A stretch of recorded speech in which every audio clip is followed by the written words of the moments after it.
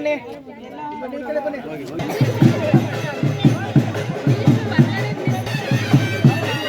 ಆಯ್ತು, ಎಲ್ಲಿ ಟ್ರೈನಿಂಗ್ ತಗೊಂಡಿದ್ರಾ? ಎಲ್ಲಿ ಇಲ್ವಾ? ಚೆನ್ನಾಗಿ ಬಿಟ್ಟಿದ್ರ, ತುಂಬಾ ಚೆನ್ನಾಗಿ ಬಿಟ್ಟಿದ್ರ. 100% ಖುಷಿ ಆಯ್ತು. ಖುಷಿ ಆಗಿಲ್ಲ ಅಂದ್ರೆ ಇಷ್ಟೊತ್ತವರೆಗೂ ಇರ್ತಾನೆ ಇರ್ಲಿಲ್ಲ. ಎಲ್ಲ ನಿಮ್ಗೆ ಸಂತೋಷನಾ? ಏನ್ ಅನಿಸ್ತಾ ಐತೆ? ಸರ್ಕಾರ ಜನಗಳಿಗೆ ಯೋಚನೆ ಕೊಟ್ಟಿದೆ.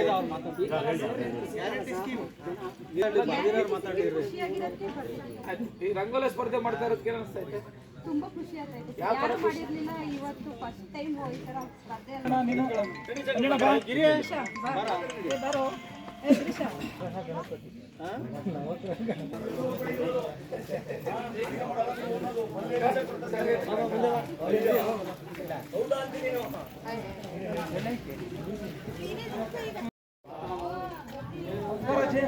ಅಜ್ಜಿ ಬಿಟ್ಟಿದ್ದ, ಮೊಮ್ಮಗಳು ಬಿಟ್ಟಿದ್ದ?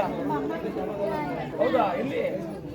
ಹೌದಾ? ಏನು ಸಿ.ಎಂ ಅಲ್ಲ ಮೈಸೂರಲ್ಲಿ ಅವರ?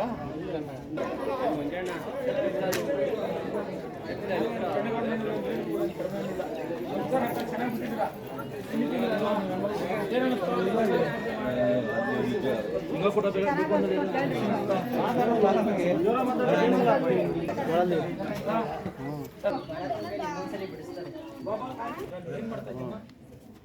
ಯಾವ ಕಾಲೇಜು? ಚೆನ್ನಾಗಿ ಓದ್ಬೇಕಮ್ಮ. ಚೆನ್ನಾಗಿ ಬಿಟ್ಟಿದ್ಯಾ? ಅಧ್ಯಕ್ಷರ ಮಗಳು. ಹೌದಾ? ಚೆನ್ನಾಗಿ ಬಿಟ್ಟಿದ್ದ. ಊಟ ಮಾಡಿದ್ರಾ? ನೀವು ಬಿಟ್ಟಿದ್ದಾಕ? ಚೆನ್ನಾಗಿ ಬಿಟ್ಟಿದ್ದಮ್ಮ.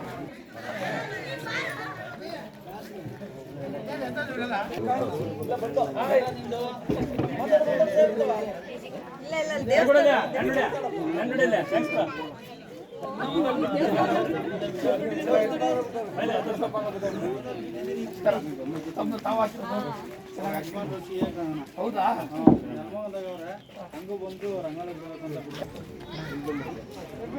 ನೀನ್ ಬಿಡಿಸಿರೋದ ಪುಟ್ಟಿ? ನಿಂಗೂ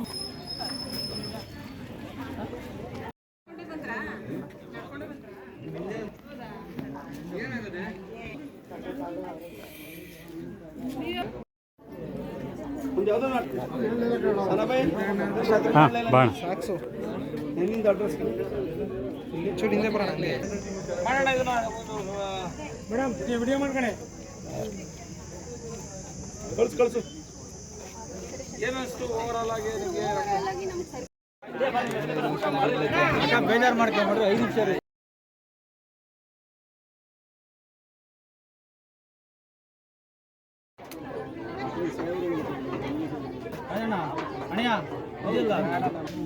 ನಿಮ್ಮೆಲ್ಲರ ಆಶೀರ್ವಾದದಿಂದ ಶಾಸಕನಾಗಿ ಆಯ್ಕೆಯಾದ ಮೇಲೆ ಸರ್ಕಾರದ ಯೋಜನೆಗಳನ್ನ, ಸರ್ಕಾರದ ಕೆಲಸ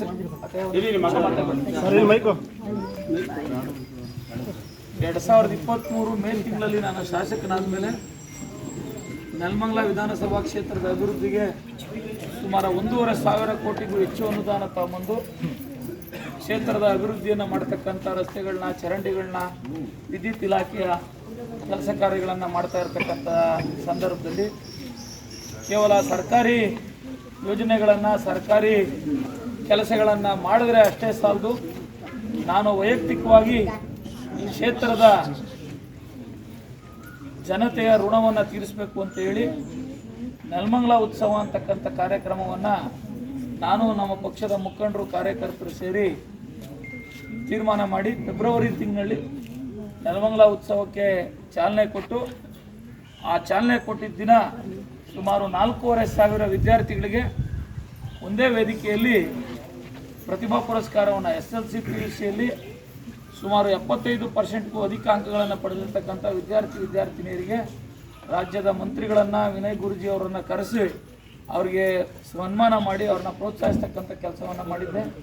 ಇದಾದ ನಂತರ ಗೌರವಾನ್ವಿತ ಮಹಿಳೆಯರಿಗೆ ಏನಾದರೂ ಒಂದು ಕಾರ್ಯಕ್ರಮ ಮಾಡಬೇಕು, ಅವ್ರಿಗೆ ನಾನೇನಾದರೂ ವೈಯಕ್ತಿಕವಾಗಿ ಒಂದು ಸೇವೆಯನ್ನು ಮಾಡಿ ಒಂದು ಸ್ಪರ್ಧೆಯನ್ನು ಮಾಡಬೇಕು ಅಂತ ಹೇಳಿ ಸ್ಪರ್ಧೆಯನ್ನು ಏರ್ಪಡಿಸಬೇಕು ಅಂತ ಹೇಳಿ ರಂಗೋಲಿ ಸ್ಪರ್ಧೆಯನ್ನು ಆಯೋಜನೆ ಮಾಡಿದ್ದೀವಿ.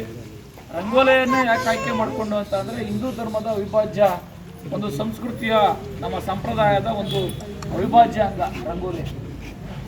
ಯಾವುದೇ ಒಂದು ನಮ್ಮ ಮನೇಲಿ ಶುಭ ಕಾರ್ಯಕ್ರಮ ಇರ್ಬೋದು, ಒಂದು ದೇವ್ರ ಪೂಜೆ ಮಾಡಬೇಕಾಗಿರ್ಬೋದು, ಇನ್ನೂ ಮುಂದಕ್ಕೆ ಹೋಗಿ ಹೇಳೋದಾದರೆ ಹೊಸಲು ತೊಳೆದು ಬೆಳಗ್ಗೆ ರಂಗೋಲಿ ಹಾಕಿನೇ ನಾವು ಮನೆಯಲ್ಲಿ ನಮ್ಮ ಕೆಲಸ ಕಾರ್ಯಗಳನ್ನು ಪ್ರಾರಂಭ ಮಾಡೋದು. ಅಷ್ಟು ಶುಭದಾಯಕವಾಗಿರ್ತಕ್ಕಂಥ ರಂಗೋಲಿಯನ್ನು ಮಹಿಳೆಯರಿಗೆ ಆಯೋಜನೆ ಮಾಡಿ ಅವ್ರ ಕೈಲಿ ರಂಗೋಲಿ ಬಿಡಿಸಿ ಅವರಲ್ಲಿರ್ತಕ್ಕಂಥ ಕಲೆಯನ್ನು, ಸಂಸ್ಕೃತಿಯನ್ನು, ಪ್ರತಿಭೆಯನ್ನು, ಕೌಶಲ್ಯವನ್ನು ಹೊರತಂದು ಅದನ್ನು ಅನಾವರಣಗೊಳಿಸಿ ಅವ್ರಿಗೊಂದು ಬಹುಮಾನ ಕೊಡಬೇಕು ಅಂತ ತೀರ್ಮಾನ ಮಾಡಿ ಇವತ್ತು ಕಾರ್ಯಕ್ರಮ ಮಾಡೋದು.